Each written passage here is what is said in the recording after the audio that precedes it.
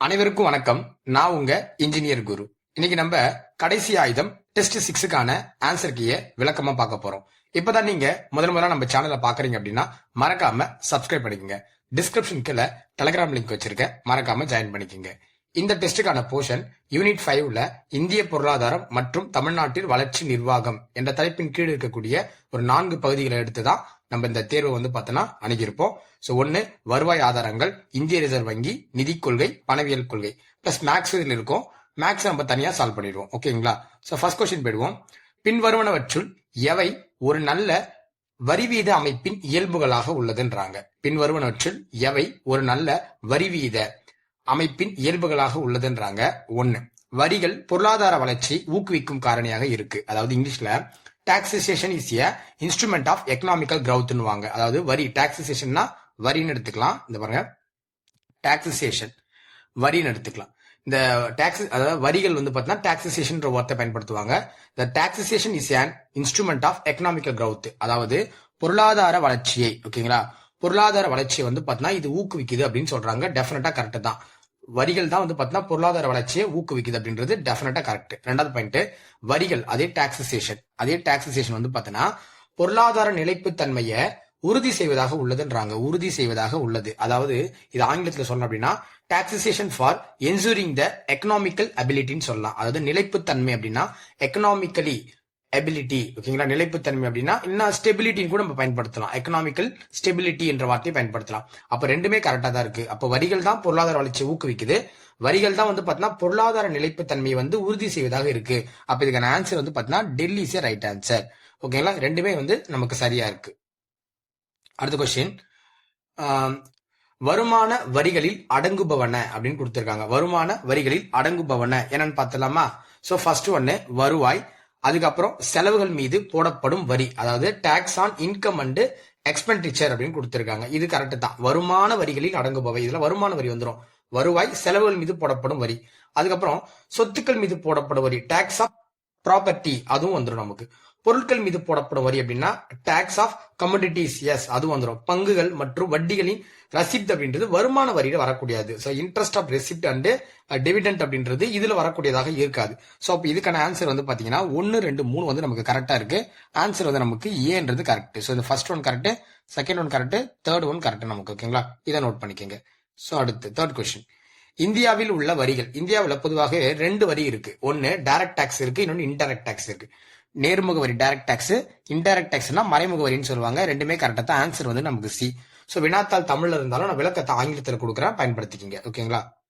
So fourth question பாருங்க, இந்திய அரசின் வருமான வரி கொள்கையானது எதன் அடிப்படையில் அமைந்திருக்குன்னு கேக்குறாங்க. அதாவது வருமான வரி, ஓகேங்களா, வருமான வரியை உடைய பாலிசிஸ் வச்சு கொடுத்திருக்காங்க. அதாவது income tax of a principal, அதாவது இன்கம் டாக்ஸ், வருமான வரி அப்படின்னா இன்கம் டாக்ஸ் சொல்லுவோம். அந்த இன்கம் டாக்ஸ் உடைய பிரின்சிபல் அப்படின்னு எடுத்துக்கலாம். கொள்கைனா பிரின்சிபல் எதை பேஸ் பண்ணி அமைஞ்சிருக்கு அப்படின்னா ஃபர்ஸ்ட் ஒன்னு செலுத்தும் திறன் அப்படின்னு கொடுத்திருக்காங்க. 2வது வரி தாங்கும் திறன் கொடுத்திருக்காங்க. 3வது சமத்துவ விதின்னு கொடுத்திருக்காங்க.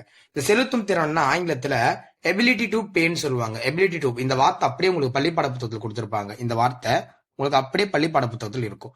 ஆனா வரி தாங்கும் திறன் அப்படின்றது டாக்ஸபிள் கெப்பாசிட்டி அப்படின்னு சொல்லுவாங்க. வரி தாங்கும் திறன் அப்படின்றது டாக்ஸபிள் கெப்பாசிட்டி. அது வருமா சார் அப்படின்னு கேட்டா டெஃபினட்டா அது கொஞ்சம் டவுட் தான்.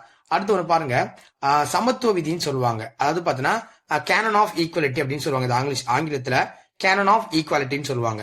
பட் இப்ப நமக்கு சரியானது என்ன அப்படின்னா ஒன்னு மட்டும் தான் நமக்கு சரியானது. ஒன்னு மட்டும் தான் நமக்கு சரியான ஆன்சர் கூட. சோ இதுக்கு ஆங்கிலத்தில் என்ன சொல்லுவாங்க அப்படின்னா எபிலிட்டி டு பேன்னு சொல்லுவாங்க. ஆன்சர் நமக்கு A is a right answer. அது ஏ மீன்ஸ் ஒன்னு மட்டும் நமக்கு கரெக்ட். அப்ப ஆன்சர் நமக்கு சியா ஆன்சரா இருக்கும். இது மட்டும் தான் கரெக்ட். 2வது ஒண்ணு வராது நமக்கு. ஏன்னா டாக்ஸேஷன் ஆஃப் கெப்பாசிட்டி அப்படின்னு சொல்லிட்டு வரி தாங்கும் திறன் நமக்கு வராது. அதுக்கப்புறம் பாத்தீங்கன்னா கேனன் ஆஃப் ஈக்குவாலிட்டின்னு சொல்லக்கூடிய சமத்துவ விதியும் நமக்கு வராது. ஓகேங்களா. சோ அடுத்து பாருங்க 5வது கொஸ்டின், தனிநபர் வருமானத்தின் மீது விதிக்கப்படும் வரி.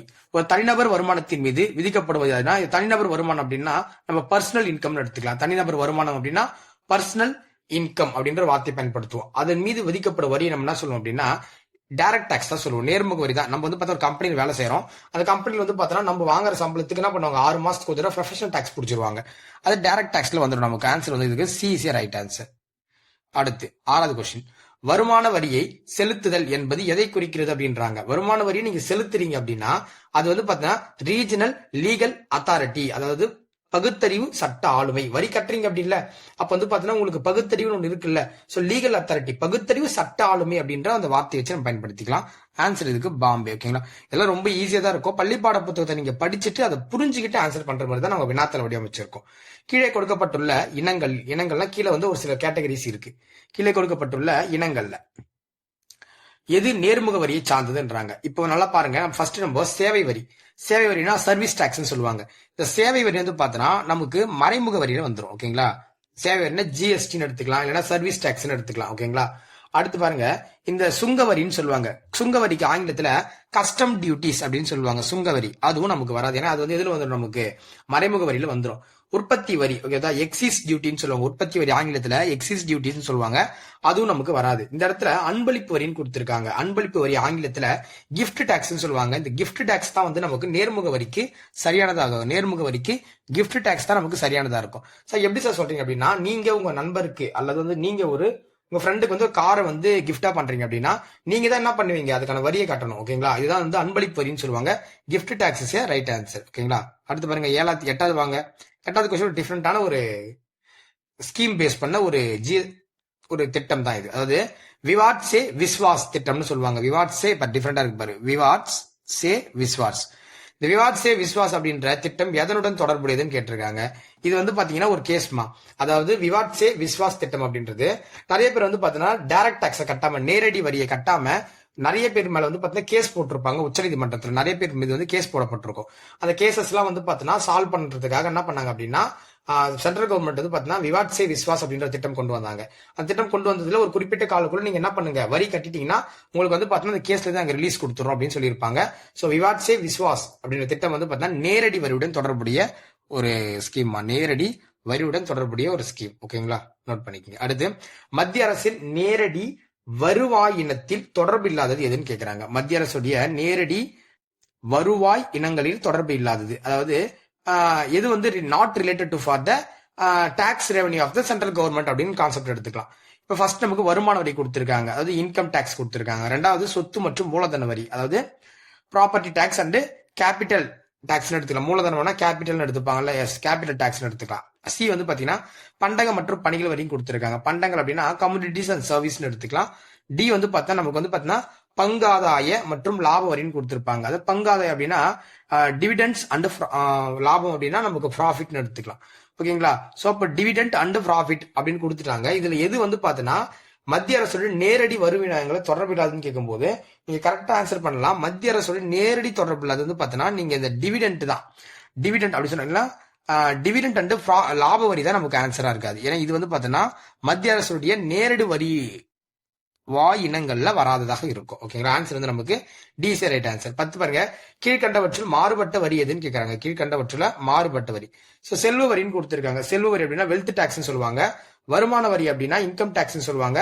நிறுவன வரி அப்படின்னா கார்பரேட் டாக்ஸ் சொல்லுவாங்க. அண்ட் முத்திரைத்தாள் வரி அப்படின்னா ஸ்டாம்ப் டியூட்டின்னு சொல்லுவாங்க. இதுல எது சார் மாறுபட்டது அப்படின்னா முத்திரைத்தாள் வரி தான் நமக்கு மாறுபட்டது. ஏன்னா செல்வ வரி, வருமான வரி, கார்பரேட் டாக்ஸ் இது எல்லாமே நேர்முக வரியில வந்துடும். முத்திரைத்தாள் வந்து நமக்கு மறைமுக வரியில வந்துடும். ஓகேங்களா, முத்திரைத்தாள் வரி, ஸ்டாம்ப் டியூட்டி வந்து நமக்கு மறைமுக வரியில வந்துருங்க. அடுத்து பாருங்க, அடுக்கு வரி விளைவு என்பது என்னன்னா வரிக்கு வரி போடுவாங்க.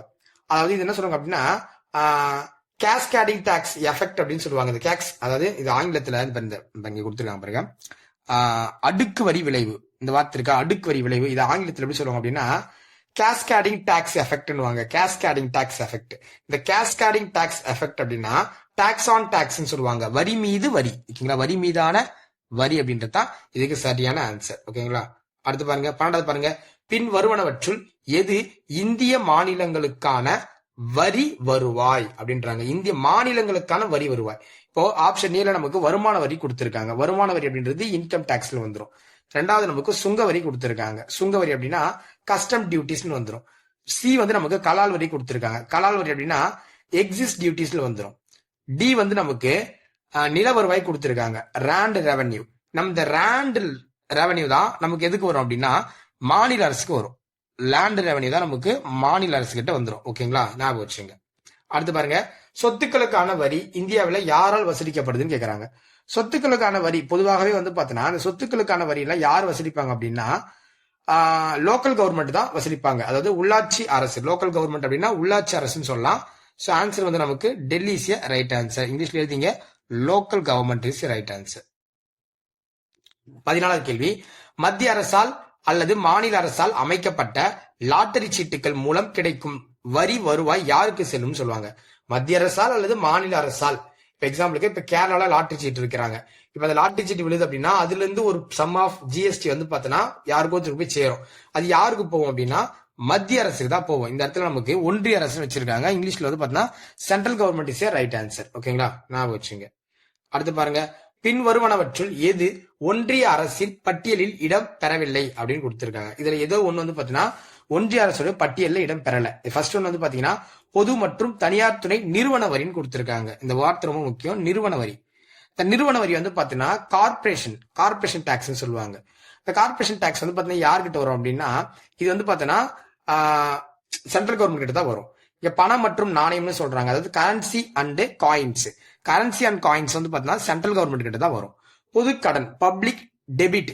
பொது கடன்னா பப்ளிக் டெபிட்னு சொல்லுவாங்க. கைஸ் இப்ப நீங்க பிரிண்ட் வச்சிட்டு இருக்கீங்க அப்படின்னா ஆங்கிலத்தில் பயன்படுத்திக்கோங்க. இல்ல சைட்ல நான் சொல்ற ஆங்கில வார்த்தைகள் எழுதி வச்சுங்க. பப்ளிக் டெபிட்னு சொல்லுவாங்க.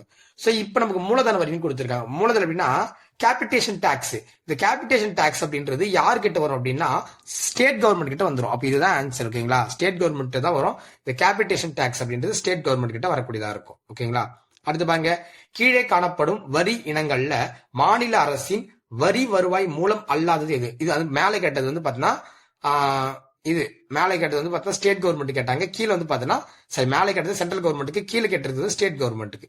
இதுல மாநில அரசின் வருவாய் அல்லாதுன்னு கேட்கறாங்க. ஃபர்ஸ்ட் பாரு ஆப்ஷன் ஏ நில வருவாய். இது land revenue. Land revenue state government கிட்ட தான் வரும். இங்க பாருங்க, இங்க கொடுத்து மாநில அரசு ஸ்டேட் கவர்மெண்ட் கிட்ட தான் வரும். இங்க மோட்டார் வாகன வரின்னு கொடுத்திருக்காங்க. இந்த மோட்டார் வாகன வரி அப்படின்னு சொல்றது ஆங்கிலத்துல மோட்டார் வெஹிக்கிள் டாக்ஸ் சொல்லுவாங்க. இந்த டாக்ஸ் வந்து பாத்தீங்கன்னா நம்ம யாருக்கிட்ட தான் வரும், எந்த மாநிலத்தில் வெஹிக்கிள் ஓடுதோ அவங்க தான் டாக்ஸ் கலெக்ட் பண்ணுவாங்க. அப்ப மாநில அரசு கிட்ட தான் வரக்கூடியதா இருக்கும். சி வந்து பாத்தீங்கன்னா பொழுதுபோக்கு வரின்னு கொடுத்திருக்காங்க. பொழுதுபோக்கு வரி அப்படின்னா என்டர்டைன்மெண்ட் டாக்ஸ் எடுத்துக்கலாம். என்டர்டைன்மெண்ட் டாக்ஸ் ஆல்சோ வந்து பாத்தீங்கன்னா மாநிலங்கள் கிட்ட தான் வரும். ஓகேங்களா, மாநிலங்கள் கிட்ட தான் வரும். அப்ப இந்த இடத்துல நீங்க பாத்தீங்க அப்படின்னா கார்பரேஷன் வேற, கார்பரேட்ன்றது வேற. இது நிறுவன வரி. இந்த நிறுவன வரி மேலதான் பார்த்தோம், வணிக நிறுவன வரி, அதாவது கார்பரேட் டாக்ஸ். இது வந்து பாத்தீங்கன்னா யார்கிட்ட வரும் அப்படின்னா சென்ட்ரல். இங்க பாருங்க, இந்த ஒரு பாயிண்ட் ஒரு மேல இருக்கிற அந்த பாயிண்ட் தெரிஞ்சா கூட இது சென்ட்ரல் கவர்மெண்ட் கிட்ட தான் வரும் அப்படின்னு நீங்க என்ன பண்ணிருக்கலாம், லாக் பண்ணிருக்கலாம். டி. ஓகேங்களா, நான் வச்சுங்க. அடுத்து கீழ்கண்டவற்றில் மத்திய அரசின் பண பங்களிப்பு அளிக்காத வளங்கள் கேட்டிருக்காங்க. பண பங்களிப்பு அளிக்காத வளங்கள், அதாவது என்ன சொல்லலாம் அப்படின்னா இதுல எது வந்து பாத்தீங்கன்னா சோர்சஸ் ஆஃப் யூனியன் கவர்மெண்ட், எது வந்து not a sources of union government அளிக்காத வளங்கள் சொல்றாங்க. இப்ப எக்ஸாம்பிளுக்கு ஃபர்ஸ்ட் தலைக்கட்டு வரின்னு கொடுத்திருக்காங்க. தலைக்கட்டு வரி ஏன் இந்த வார்த்தை பயன்படுத்திருக்கு அப்படின்னா இந்த தலைக்கட்டு வரிய கேபிடேஷன் டாக்ஸ் சொல்லுவாங்க. அதாவது மூலதன வரி. இந்த தலைக்கட்டு வரிக்கு இது கேபிடேஷன் டாக்ஸ். ஓகேங்களா, நீங்க எழுதிக்கலாம். ஓகேங்களா, கேபிடேஷன் டாக்ஸ் கூட எழுதிக்கலாம், ஒன்றும் பிரச்சனை கிடையாது. இந்த தலைக்கட்டு வரி வந்து நம்ம என்ன சொல்லுவோம் அப்படின்னா கேபிடேஷன் டாக்ஸ் சொல்லுவோம். இந்த கேபிடேஷன் டாக்ஸ் அப்படின்றது தமிழ்ல என்ன சொல்லுவாங்க அப்படின்னா தலைக்கட்டு வரி அல்லது மூலதன வரி அப்படின்னு கூட நம்ம பயன்படுத்தலாம். ஆனா இதே நீங்க அயல் நாட்டு கடன் அப்படின்னு சொல்லும்போது ஃபாரின் லோன்ஸ் எடுத்துக்கலாம். சி வந்து பார்த்தா மாநகர வரின்னு கொடுத்திருக்காங்க. இது வந்து பாத்தீங்கன்னா கார்பரேஷன் டாக்ஸ் எடுத்துக்கலாம். டி வந்து பாத்தீங்கன்னா வருமான வரி. ஓகேங்களா, வருமான வரி கொடுத்திருக்காங்க. அது வேளாண் வருவாய் தவிர்த்துன்னு சொல்றாங்க. இப்ப இதுல எது வந்து பாத்தீங்கன்னா சென்ட்ரல் கவர்மெண்ட்டுக்கு பண பங்களிப்பு அளிக்காதது அப்படின்றாங்க. ஆக்சுவலி கேபிடேஷன் டாக்ஸ் சொல்லக்கூடிய தலைக்கட்டு வரி வந்து பார்த்தா மூலதன வரி. அது கேபிடேஷன் டாக்ஸ் ஆங்கிலத்தில் சொல்லுவாங்க, தமிழ்ல தலைக்கட்டு வரி அல்லது மூலதன வரி. இந்த வரி வந்து பாத்தீங்கன்னா ஸ்டேட் கவர்மெண்ட் கிட்ட தான் இருக்கும், அது சென்ட்ரல் கவர்மெண்ட் கிட்ட போகாது அப்படின்றத நீங்க தெரிஞ்சு வச்சுக்கணும். ஸோ கேள்வி வந்து புதுசா இருக்கிற மாதிரி இருந்தா கூட நீங்க பரவாயில்ல, நீங்க எடுத்து ரிவிஷன் பண்ணிக்கிங்க. இதுதான் நமக்கு கேள்வி. ஓகேங்களா, இதுதான் கேள்வியா இருக்கும், அதெல்லாம் பயப்பட வேண்டாம். ஓகேங்களா, அடுத்து பாருங்க, தொழில் வரி விதிப்பதுன்னு சொல்றாங்க. தொழில் வரி யார் விதிப்பா அப்படின்னா தொழில் வரி எப்பவுமே வந்து பாத்தீங்கன்னா ஸ்டேட் கவர்மெண்ட் தான் தொழில் வரியை விதிப்பாங்க. தொழில் வரி விதிக்கக்கூடிய அதிகாரம் யாருக்கு இருக்கு அப்படின்னா ஸ்டேட் கவர்மெண்ட்டுக்கு தான் இருக்கு. வேற யாருக்கும் வந்து பாத்தீங்கன்னா தொழில் வரி விதிக்கக்கூடிய அதிகாரம் கிடையாது. அப்ப இதுக்கான ஆன்சர் என்ன எடுத்துக்கலாம், நம்ம B is a right answer. மாநில அரசு அப்படின்றது ஆன்சரா எடுத்துக்கலாம். அடுத்து 19, பின் வருவனவற்றுள் எது மத்திய அரசால் விதிக்கப்பட்டு மாநில அரசால் வசூலிக்கப்படுகிறதுன்னு கேட்கிறாங்க. மத்திய அரசால் விதிக்கப்பட்டு மாநில அரசால் வசூலிக்கப்படுது அப்படின்னா இல்ல எந்த டாக்ஸ் வந்து பாத்தீங்கன்னா மத்திய அரசு போடுவாங்க. மத்திய அரசு போடுவாங்களா அந்த டாக்ஸ மத்திய அரசு போட்டு அதை மாநில அரசு வசூலிக்குமா. அதாவது என்னன்னா ஆர்டிகல் 200 268 தான் இங்க சொல்றாங்க. ஆர்டிகல் 268 தான் இவங்க இப்படி பயன்படுத்துறாங்க. ஆர்டிகல் 268 ஓகேங்களா. மத்திய அரசு விதிக்கும், மாநில அரசு அதுல வசூலிச்சு மாநில அரசு பெற்றுக்கொள்ளும் அப்படின்ற மாதிரி இவங்க டேரக்டா மென்ஷன் பண்றாங்க. இது என்ன டாக்ஸ் அப்படின்னா 2 டாக்ஸ். இந்த கொஸ்டினுக்கு மட்டும் 2 ஆன்சர் கொடுக்குறேன். முத்திரைத்தாள் வரி. முத்திரைத்தாள் வரி அப்படின்னா நம்ம ஆங்கிலத்துல சொல்லுவோம். முத்திரைத்தாள் வரி அப்படின்னா ஸ்டாம்ப் டியூட்டியும், அதுக்கப்புறம் மருத்துவம் மற்றும் கழிவுப் பொருட்கள் மீதான கலால் வரி. கலால் வரி அப்படின்னா ஆங்கிலத்துல நம்ம என்ன சொல்லுவோம், எக்ஸிஸ் டியூட்டின்னு சொல்லுவோம். அப்போ இதுக்கு ஆன்சர் வந்து பி எடுத்துக்கலாம், சி எடுத்துக்கலாம். இது ரெண்டுமே ஆன்சர் தான். இது ரெண்டுமே போட்டவங்களுக்கு நான் மார்க் கொடுத்துறேன். ஓகேங்களா. இந்த ஒரு கொஸ்டின் மட்டும் தான் நம்ம இப்படி வச்சுட்டோம். தமிழ்நாட்டுல விற்பனை வரி யாரால் அறிமுகப்படுத்தப்பட்டதுன்றாங்க. விற்பனை வரி வந்து பாத்தீங்கன்னா 1937 ராஜாஜி பீரியட்ல உருவாக்கப்பட்டிருக்கும். தமிழ்நாட்டுல விற்பனை வரி யாரால் அறிமுகப்படுத்தி கேக்குறாங்க. விற்பனை வரி ராஜாஜி கவர்மெண்ட் தான் என்ன பண்ணிருப்பாங்க, உருவாக்கி இருப்பாங்க. அடுத்து பாருங்க, பின்வரும் சிறப்பு பொருளாதார மண்டலம் பற்றிய உண்மையான குற்றை கண்டுபிடின்றாங்க. உற்பத்திக்கான மூலப்பொருட்களுக்கான வரி இல்லாத இறக்குமதி. ஏதோ ஒரு பொருளை உற்பத்தி பண்றீங்க அப்படின்னா அந்த உற்பத்தி அந்த பொருளை வந்து பாத்தீங்கன்னா இறக்குமதி பண்றதுக்கு வந்து பாத்தீங்கன்னா வரி கிடையாது. அது சொல்றாங்க. முதல் 5 ஆண்டுகளுக்கு ஏற்றுமதி வருமானத்துல 100% வரி விலக்கு அளிக்கப்படுகிறது. நீங்க ஒரு கம்பெனி உருவாக்குறீங்க அப்படின்னா அந்த கம்பெனி மூலமாக நீங்க ஒரு 5 ஆண்டுகளுக்கு நீங்க எந்த நாட்டுக்கும் ஏற்றுமதி பண்ணிக்கலாம். இந்த சிறப்பு பொருளாதார மட்டத்தின் அடிப்படையில் 100% வரி விலக்கு கொடுக்குறாங்கன்னு சொல்லியிருப்பாங்க. இது ஒரு டிஎன்பிஎஸ்சி பிஒய்க்யூ. ஆன்சர் வந்து நமக்கு சி இஸ் ரைட் ஆன்சர். ஓகேங்களா. C is right answer. நாம் ஒரு பணக்கொள்கையினை வைத்திருக்கிறோம். பணக்கொள்கை அப்படின்னு நம்ம என்ன சொல்லுவோம், மேனிட்டரி பாலிசின்னு சொல்லுவோம் ஆங்கிலத்துல. Monetary policy. ஏன் நம்ம ஒரு பணக்கொள்கை வச்சிட்டு இருக்கோம், இதான் கேள்வி. நம்ம பணக்கொள்கை வச்சிட்டு இருக்கிறதுக்கு காரணம் இருக்கு. ஓகேவா. ஒரு பொதுவாக நம்ம பணக்கொள்கை வச்சிட்டு இருக்க காரணம் இருக்கு. அதாவது என்னன்னா, ஃபர்ஸ்ட் வரி வருவாயை அதிகரிக்க, அதாவது இன்க்ரீஸ் த டாக்ஸ் ரெவன்யூ சொல்றாங்க. அப்படியா? கிடையாது. வரி வருவாய் இன்க்ரீஸ் பண்றதுக்கு நம்ம இதை பயன்படுத்துறோமா? வரி வருவாய் இன்க்ரீஸ் பண்றதுக்கு கிடையாது. அப்ப இன்க்ரீஸ் த டாக்ஸ் ரெவன்யூவா? கிடையாது. செகண்ட் பாரு, பொருளாதார வளர்ச்சி, அதாவது எக்கனாமிக்கல் கிரௌத்ன்றாங்க. டெஃபினட்டா correct. Economical growth is right answer. Third பாருங்க, வறுமையை குறைத்திட, ரிடியூஸ் த பவர்ட்டி. கரெக்டா சார் அப்படின்னா ரிடியூஸ் த பவர்ட்டி அப்படின்றது எக்ஸாக்டா சொல்ல முடியாது. அதுக்காக தான் நம்ம மேனிட்டரி பாலிசி யூஸ் பண்றோமான்னு கேட்டா கிடையாது. பணவீக்கத்தை கட்டுப்படுத்துன்னு சொல்றாங்க. இன்ஃபிளேஷனை கண்ட்ரோல் பண்ணணும்னு சொல்லுவாங்க. இது கரெக்ட் தான். இந்த ஒரு பாயிண்ட் கரெக்ட் தான். அப்போ 2, 4 ரைட் ஆன்சர். கைஸ், நான் தமிழ்ல தான் கொஸ்டின் எடுத்திருக்கேன். நான் ஆங்கிலத்துல சொல்ற விளக்கத்தை நீங்க கரெக்டா பயன்படுத்திக்கிங்க. அப்ப கண்டிப்பா ஃபர்ஸ்ட் ஒன்னு இன்க்ரீஸ் த இன்கம் டாக்ஸ் சொல்லியிருக்காங்க. ரெண்டாவது வந்து எக்கனாமிக்கல் கிரௌத் சொல்றாங்க. மூணாவது ரிடியூஸ் த பவர்ட்டி. நாலாவது இன்ஃபிளேஷன் கண்ட்ரோல் பண்ண சொல்றாங்க. அதுல எக்கனாமிக்கல் கிரௌத்தும் இன்ஃபிளேஷன் கண்ட்ரோல் பண்ணணும் அப்படின்ற அந்த 2, 4 மட்டும் தான் நமக்கு சரியான பாயிண்டா இருக்கும். ஓகேங்களா. அடுத்து பணவியல் கொள்கையின் முக்கிய குறிக்கோள்கள் கேக்குறாங்க. பணவியல் கொள்கையுடைய முக்கிய குறிக்கோள்கள். பள்ளி பாட புத்தகத்துல நமக்கு மேனிட்டரி பாலிசியோடைய குறிக்கோள்கள் சொல்லி ஒரு 6 குறிக்கோள்கள் கொடுத்திருப்பாங்க. ஓகேங்களா. 6 குறிக்கோள்கள் கொடுத்திருப்பாங்க. எதுல அப்படின்னா பணவியல் கொள்கையுடைய முக்கிய குறிக்கோள்கள் சொல்லி ஒரு 6 கொடுத்திருப்பாங்க. பரிவர்த்தனை விகிதத்தில் நிலைத்தன்மை. பரிவர்த்தனை விகிதத்தில் நிலைத்தன்மை, அதாவது என்ன சார் ஆங்கிலத்தில் எப்படி சார் சொல்லுவாங்க இது அப்படின்னா எக்ஸ்சேஞ்ச் ரேட் ஆஃப் ஸ்டெபிலிட்டி. நிலைத்தன்மை அப்படின்னாவே ஒரு ஸ்டெபிலிட்டா இருக்கு, ஒரு ஸ்டாண்டர்டா இருக்கணும். ஓகே, ஸ்டெபிலிட்டின்றது கரெக்ட் தான். ரெண்டாவது எக்கனாமிக்கல் கிரௌத், பொருளாதார வளர்ச்சி அப்படின்றாங்க. ஓகே, பார்ப்போம். செலுத்து சமநிலையில் சமமற்ற நிலையை பேணுதல். ஆனா நமக்கு ஸ்கூல்ல நான் லைவ்ல நடத்திருப்பேன். செலுத்து சமநிலையில் சமமற்ற நிலையை பேணுதல் வராது, சமமான நிலையை பேணுதல் தான் வரும். இது தப்பு. பணத்தின் நடுநிலைத்தன்மை. பணத்தின் நடுநிலைத்தன்மைனா நியூட்ரலிட்டி ஆஃப் மணின்னு சொல்லலாம், இல்ல நியூட்ரலிட்டி ஆஃப் த மணி அப்படின்னு எடுத்துக்கலாம். அப்ப இதுல என்ன சார் சரியான ஆன்சர்னா, மொத்தமே பணவியல் கொள்கை குறிக்கோள்களை பள்ளி பாட புத்தகத்துல 12th புத்தகத்துல ஒரு 6 கொடுத்திருப்பாங்க. இங்க 4 வச்சிருக்கேன். அதுல என்னென்ன வரும் அப்படின்னா, பொதுவா விலையை நிலைப்படுத்துதல் ஒண்ணு வரும், முழு வேலை வாய்ப்புன்னு 2 வரும். ஓகேங்களா. விலையை நிலைப்படுத்துதல், முழு வேலை வாய்ப்பு 2 வரும். அப்ப இதுக்கான என்ன ஆன்சர் சார் அப்படின்னா, இதுக்கு 1, 2 மட்டும் தான் சரியான ஆன்சர். ஆன்சர் வந்து நமக்கு A is right answer. A is right answer. அடுத்து 24வது கொஸ்டின் பாருங்க.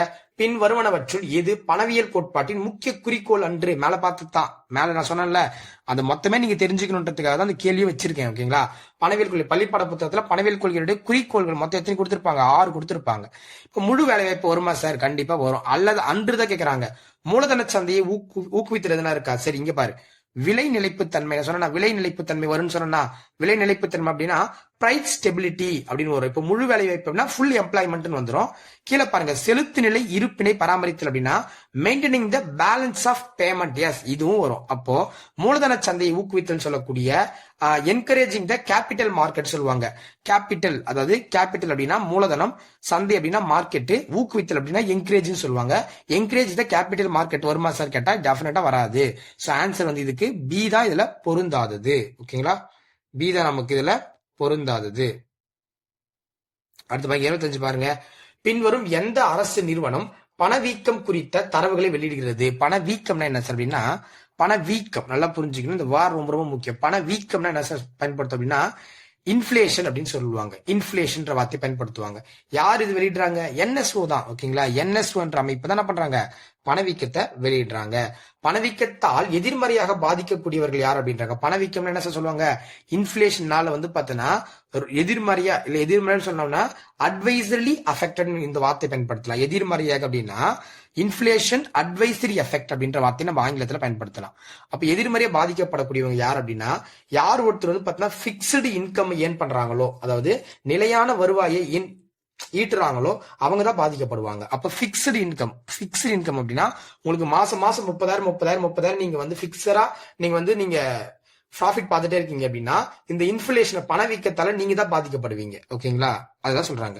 ஆங்கிலத்தில் எழுதிங்க, நிலையான வருவாய் ஈட்டுபவர் அப்படின்னா த பிக்ஸ்டு இன்கம் ஏர்னர் அப்படின்னு எடுத்துக்கலாம். பணக்கொள்கையுடைய கருவிகள் ரொம்ப ரொம்ப முக்கியம். பள்ளிப்பாட புத்தகத்திலே கொடுத்திருப்பாங்க. ஓகேங்களா? மானிட்டரி பாலிசியோடைய இன்ஸ்ட்ருமெண்ட்ஸ் எடுத்துக்கலாம், டூல்ஸ் எடுத்துக்கலாம். மானிட்டரி பாலிசி பொறுத்த வரைக்கும் வங்கி விகிதம், அதாவது பேங்க் ரேட் டெஃபினட்டா வரும். பேங்க் ரேட் நம்ம யூஸ் பண்ணலாம். பேங்க் ரேட் கண்டிப்பா வரும். ஓகேங்களா? வங்கி விகிதம்னா பேங்க் ரேட்.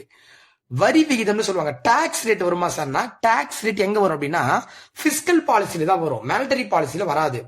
பணக்கொள்கை அப்படின்னா மானிட்டரி பாலிசி சொல்ல வராது. ரொக்க இருப்பு விகிதம் சொல்லுவாங்க. சிஆர்ஆர் இது நோட் பண்ணிக்கோங்க. ஓகேங்களா? சிஆர்ஆர். ஓகேங்களா? இந்த சிஆர்ஆர் நம்ம எடுத்துக்கலாம். ரொக்க இருப்பு விகிதம் சொல்லுவாங்க. ரொக்க இருப்பு விகிதமும் இதுல வரும். அதாவது ரொக்க இருப்பு அப்படின்னா cash reserve ratio, cash reserve ratio இது 2 தான் வரும். 1, 3 தான் நமக்கு சரியான ஆன்சர். ஆன்சர் நமக்கு C is a right answer. அடுத்து 28 பாருங்க. இந்திய அரசாங்க பணவியல் கொள்கையானது பொருளாதார கொள்கையின் பின்வரும் எந்த 2 நோக்கங்களை வலியுறுத்துகிறது? அதாவது ஒண்ணு இல்லம்மா, கேள்வி என்னன்னா மானிட்டரி பாலிசி இருக்கு பாத்தீங்களா? மானிட்டரி பாலிசி பாத்தீங்கன்னா எக்கனாமிக்கல் பாலிசியில் இருக்கக்கூடிய எந்த 2 விஷயத்த பாத்தீங்கன்னா சொல்லுது அப்படின்னு கேக்குறாங்க. ஆப்ஷன் ஏ பாருங்க, பொருளாதாரத்தில் பணவீக்க அழுத்தத்தை கட்டுப்படுத்தவும் குறைக்கவும். இது சொல்லலாமா குரு சார்னு கேட்டா சரி ஓகே. பொருளாதாரத்தில் பணவீக்க அழுத்தத்தை, இப்போ பணவியல் கொள்கைனாவே பணவீக்கத்தை இன்ஃபிளேஷன் கண்ட்ரோல் பண்றது மற்றது குறைக்கணும்ன்றது தான். அப்ப இது கரெக்டா நம்ம எடுத்துக்கலாம். ஓகேங்களா? 2வது பாயிண்ட், தேசிய வருமானம் மற்றும் மக்களின் வாழ்க்கை தரத்தை உயர்த்த நாட்டின் பொருளாதார வளர்ச்சியை விரைவுபடுத்தணும். ரொம்ப யோசிக்காதீங்க, இந்த ஒரு பாயிண்ட் மட்டும் எடுங்க. பொருளாதார வளர்ச்சியை அப்படின்னா எக்கனாமிக்கல் கிரௌத்தை பாத்தீங்கன்னா இன்க்ரீஸ் பண்ணணும். தலா வருமானத்தை அதிகரிக்கணுமா? தலா வருமானம் அப்படின்றது ஒரு பெர் கேபிட்டல் இன்கம்னு சொல்லுவாங்க. தலா வருமானம் பெர் கேபிட்டல் இன்கம் இன்க்ரீஸ் பண்றதுக்காக இது கொண்டு வந்தாங்களா? அதை பத்தி பார்த்தா மானிட்டரி பாலிசி சொல்லவே சொல்லாது. இன்ஃபிளேஷன் பார்த்தா குறைக்கணும்னு சொல்லியிருப்பாங்க, எக்கனாமிக்கல் கிரௌத் சொல்லியிருப்பாங்க. அதுக்கு பாருங்க மலிவான பணக்கொள்கைக்காகன்னு சொல்றாங்க. அதாவது பணவியல் கொள்கையில் இருக்கக்கூடிய கருத்து, பொருளாதார கொள்கையில் இருக்கக்கூடிய கருத்து காமனா என்ன 2 நோக்கங்கள் தான் கேட்டாங்களே கண்டி.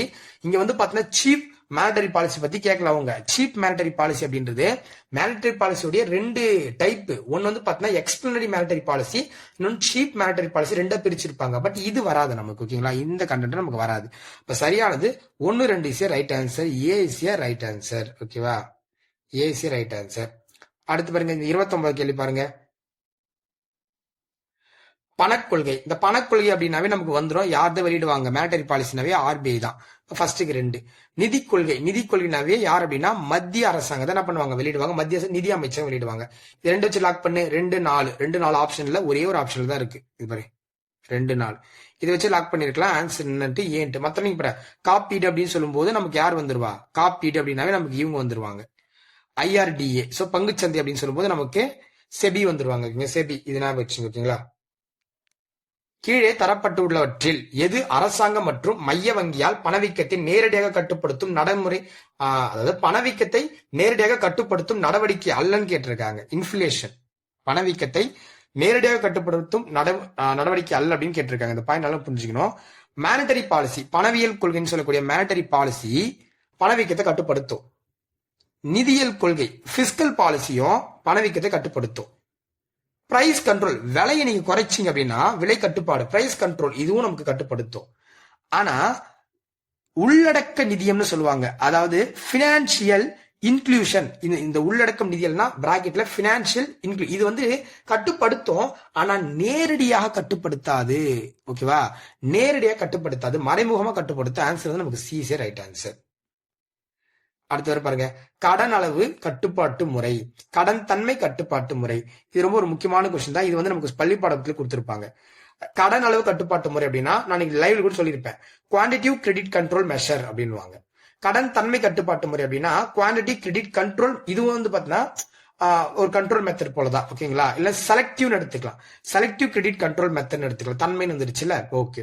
பணவீக்கத்தை கட்டுப்படுத்த அப்படின்னா கண்ட்ரோல் த இன்ஃபிளேஷன், இல்லைன்னா இன்ஃபிளேஷன் சொல்லலாம், இல்ல கண்ட்ரோல் த டிஃப்ளேஷன், அதாவது பண வாட்டத்தை கட்டுப்படுத்த அப்படின்னா அது கண்ட்ரோல் த டிஃப்ளெக்ஷன் அப்படின்னு எடுத்துக்கலாம்.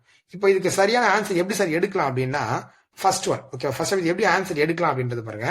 கடன் அளவை கட்டுப்படுத்தும் முறை, கடன் அளவை கட்டுப்படுத்தும் முறை அப்படின்னா இது வந்து பாத்தீங்கன்னா குவான்டிட்டிவ் கிரெடிட் கண்ட்ரோல் மெத்தட் வந்து பாத்தீங்கன்னா மறைமுக முறையா இருக்கும். கடன் அளவை கடனை கட்டுப்படுத்துறதே கொஞ்சம் ரொம்ப மறைவாதான் இருக்கும்.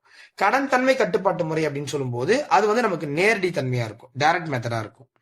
அடுத்து பாருங்க, பணவீக்கத்தை கட்டுப்படுத்தணும் அப்படின்னா பேங்க் ரேட்டை நீங்க இன்க்ரீஸ் பண்ணணும். பேங்க் ரேட்டை வந்து என்ன பண்ணணும், இன்க்ரீஸ் பண்ணும். பணவாட்டத்தை கட்டுப்படுத்த அப்படின்னா நீங்க பேங்க் ரேட்டை வந்து குறைக்கணும். அப்ப ஆன்சர் வந்து நமக்கு பாம்பேஸ் ரைட் ஆன்சர், பாம்பேஸ் ரைட் ஆன்சர்.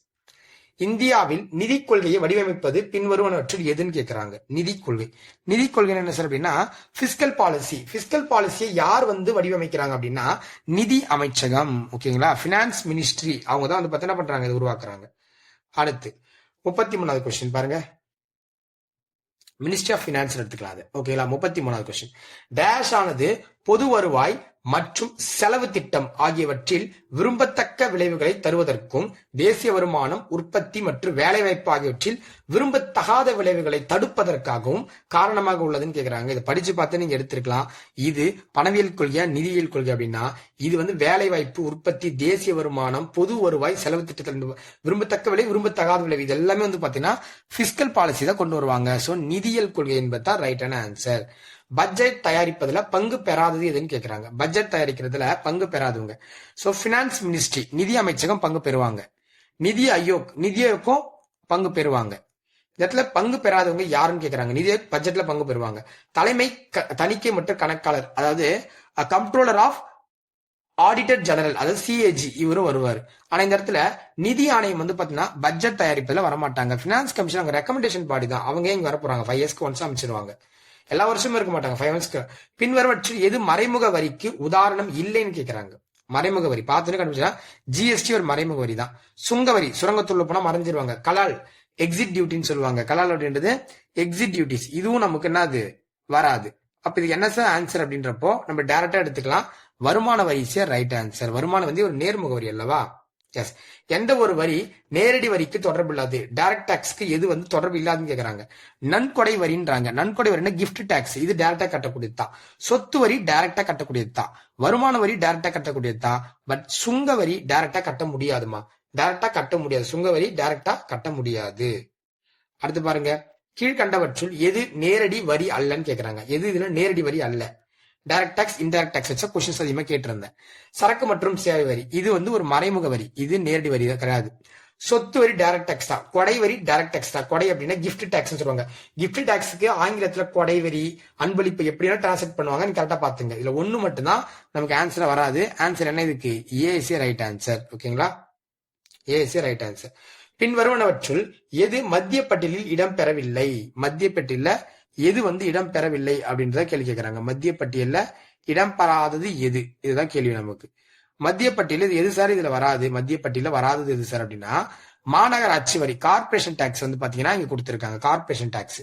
அடுத்தது விவசாய வருமானம் தவிர மற்ற வருமான வரி, விவசாய வருமானம் தவிர மற்ற வருமான வரி. அதுக்கப்புறம் என்ன கொடுத்திருக்காங்க நமக்கு? மூலதன வரி கொடுத்திருக்காங்க. அதுக்கப்புறம் சுங்க வரி கொடுத்திருக்காங்க. மூலதன வரி கொடுத்திருக்காங்க, சுங்க வரி கொடுத்திருக்காங்க. இதுல நம்ம டைரக்ட் எடுத்துக்கலாம். மூலதன வரி அதாவது கேபிட்டல் டாக்ஸ். கேபிட்டல் டாக்ஸ் பொறுத்த வரைக்கும் நமக்கு எதுலதான் வரும்? மத்திய அரசு கிட்ட வருமா, மாநில அரசு கிட்ட வரும்னா மாநில அரசு கிட்ட தான் வரும். அப்ப இதுதான் ஆன்சர். நம்ம பண்ணிக்கலாம் லாக்டவுன்னா. சோ மாநகராட்சி வரி, கார்பரேஷன் டாக்ஸ் வராது. சுங்க வரிலாம் நமக்கு எதுல வந்துடும்? சுங்க வரி நமக்கு வந்து மாநில அரசு பட்டியல வந்துடும். Answer C. தவறான இணை கண்டுபிடிக்க சொல்றாங்க. வேளாண் வருமான வரி, இந்த வேளாண்மை சார்ந்த வருமான வரி எல்லாமே மாநில அரசு கிட்ட தான் வரும். இது கரெக்டா தான் இருக்கு. இது நிலம் மற்றும் கட்டிடங்கள் மீதான வரி, நிலம் மற்றும் கட்டிடங்கள் மீதான வரி மாநில அரசு கிட்ட தான் வரும். இப்ப மின்சார நுகர்வு அல்லது விற்பனைக்கான வரி, மின்சார நுகர்வுனாவே மாநில அரசு தான் மக்கா.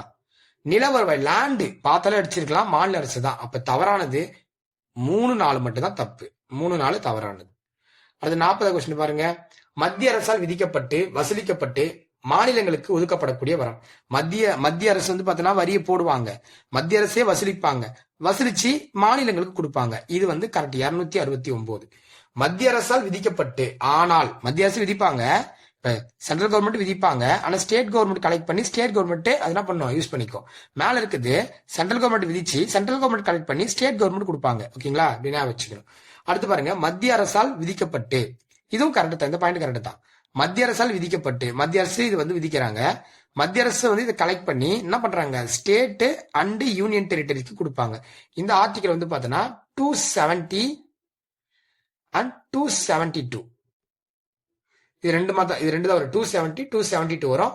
அப்ப இது வராது. ஆன்சர் வந்து 3 தப்பு. ஆன்சர் வந்து 1 2 ரைட் ஆன்சர். ஆன்சர் நமக்கு என்னது, ஏ இஸ் எ பர்ஃபெக்ட் ஆன்சர்மா.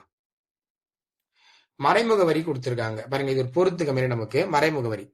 இப்ப இந்த 41வது கேள்வி பாருங்க, மறைமுக வரி அப்படின்னா எது வரும் சார் அப்படின்னு நம்ம எடுத்துக்கிறோம். மறைமுக வரின்னா நமக்கு சுங்க வரி மறைமுக வரி தான், டைரக்டா எடுத்துக்கலாம். ஃபர்ஸ்ட்டுக்கு 3 ஒரே ஆன்சர் தான், இதை வச்சு லாக் பண்ணிக்கலாம் சின்ட்டு ஒரே ஆன்சர். அடுத்து அரசு பத்திரங்கள் மற்றும் ஆவணங்கள், இது வந்து பாத்தீங்கன்னா உள்நாட்டு பொதுக்கடன். உள்நாட்டு பொதுக்கடன். நேரடி வரி அப்படின்றது நெகிழும் தன்மை கொண்டதாக தான் இருக்கும். நேரடி வரி அப்படின்றது அப்படியே நெகிழும் தன்மை கொண்டதாக தான் இருக்கும். கூட்டமைப்பு நிதி அப்படின்றது பொறுப்பேற்பு. இது பள்ளி பாட புத்தகத்துல வார்த்தை அப்படியே இருக்கும். கூட்டமைப்பு நிதி அப்படின்ற வார்த்தை அப்படியே கொடுத்திருப்பாங்க பள்ளி பாட புத்தகத்துல, நோட் பண்ணிக்கோங்க. அடுத்து இந்த